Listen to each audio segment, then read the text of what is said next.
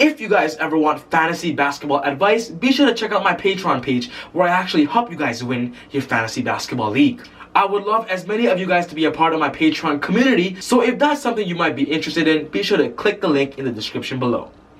In this video, you guys are going to be learning everything that you need to know for the upcoming week in fantasy basketball, aka week 5. I'm going to be giving you guys the schedule for the week, the injuries, the best buy low players available, the best sell high players available, the must drop players available, and also the best waiver wire pickups. So yeah, what's going on, guys? Welcome back to a very special episode of Easy Buckets. If you love basketball, you are in the right place, and make sure to hit that subscribe button to not miss any of my upcoming videos just like this. Starting off the schedule, guys, we got one team playing 5 games, and that is the Phoenix Suns, guys. That team playing 5 games, if you have Ricky Rubio, Devin Booker, Kelly Oubre, Aaron Baines, those guys are going to give you good numbers this week. So make sure you start them. Even picking up like Frank Kaminsky and Dario Saric could definitely help you out in the numbers column. We got 3 teams playing 2 games, Indiana Pacers, the Memphis Grizzlies, and the Orlando Magic. Everybody else is listed here. Moving over to the injuries, I've given you guys 8 important injuries that will definitely affect your fantasy squad. We got D'Angelo Russell out 2 to 4 weeks, Karis LeVert out 2 to 4 weeks, Otto Porter Jr. with no timetable to return, Daniel House Jr. also with no timetable to return, Lonzo no timetable to return, probably in a week, Brandon Ingram also no timetable to return, Chris Middleton 3 to 4 weeks, and De'Aaron Fox 3 to 4 weeks. If you guys have an injury list roster spot, make sure you put them there. But do not drop these players.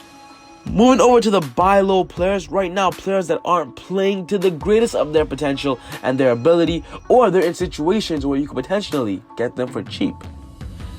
We got Nikola Jokic of the Denver Nuggets, a first round player. Right now he's slowly and slightly getting better, and I believe he will get better. That's why you should target him if he's available for trade in your league. The manager who owns him might be in a little panic mode, and it'll be your opportunity to snag a good consistent big man. Mitchell Robinson of the New York Knicks, guys, is a great target as a buy low option because as of right now, he's actually been injured during this season. But I believe that David Fizdale will bump up his minutes, and if he's healthy and not getting into foul trouble, he is a per minute plus monster. He's played the past 2 games and is slowly and trending up, but as of right now, he's still cheap, so get him while you can. Kendrick Nunn of the Miami Heat is a great target as a buy low. Ever since the start of the season, he has been really hot and got a little bit worse, and now he's showing signs that he's going back to how hot he was. So before he shows consistency, get him as fast as you can. Moving over to the sell high players, guys. Players you guys should sell high and trade away and get more value than they originally were. Jabari Parker is a great replacement for John Collins right now, putting up 20 points a game, but we all know that once John Collins returns, he won't be doing that well. Marcus Morris of the New York Knicks right now is getting a higher usage rate than players like RJ Barrett, Frank Ntilikina, but of course, guys, once the Knicks shifts towards their younger players, that's when RJ Barrett will take over, and right now, with Marcus Morris playing well, you should definitely trade him.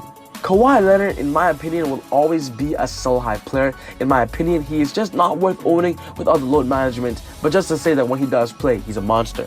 Andrew Wiggins right now playing out of his mind. To be completely honest, I can't predict if he's going to continue this stat line, this productivity, but as of right now, guys, just to be safe, it is best to trade Andrew Wiggins for a player that we know 100% will give you those stats night in and night out. Jaylen Brown is in the same situation. He is playing really good right now, averaging 20 points a game. But of course, when Gordon Hayward returns, that would definitely decrease. And Paul Millsap of the Denver Nuggets, guys, really has to step up right now into his final year without a contract. With Nikola Jokic not playing the best that he has, Paul Millsap is definitely stepping up. But of course, when Nikola Jokic does get more comfortable, gets more in shape, and also does not get foul trouble, Nikola Jokic will definitely take away a lot of usage rate from Paul Millsap. You should definitely sell him high now. Moving over to the drop players, guys, I'm giving you guys 5 players that should not be on your roster because as of right now, they're showing signs of no productivity.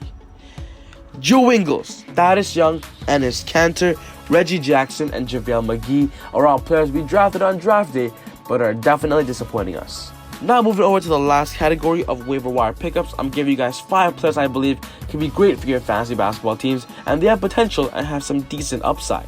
We got Norman Powell of the Toronto Raptors. As long as Kyle Lowry is out, Norman Powell is a must-own in standard leagues.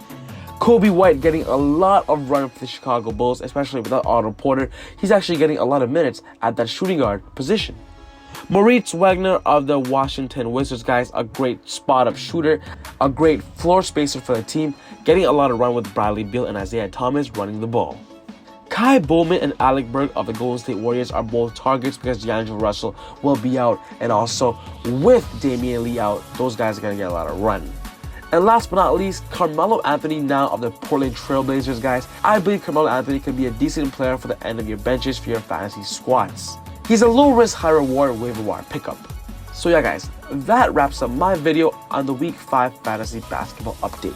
So yeah, guys, that wraps up my video for today. If you loved the video, be sure to smash that thumbs up button and also leave your opinions down in the comment section down below. But other than that, take it easy, God bless, and I'll see you guys next time on ezBUCKETz. Woo!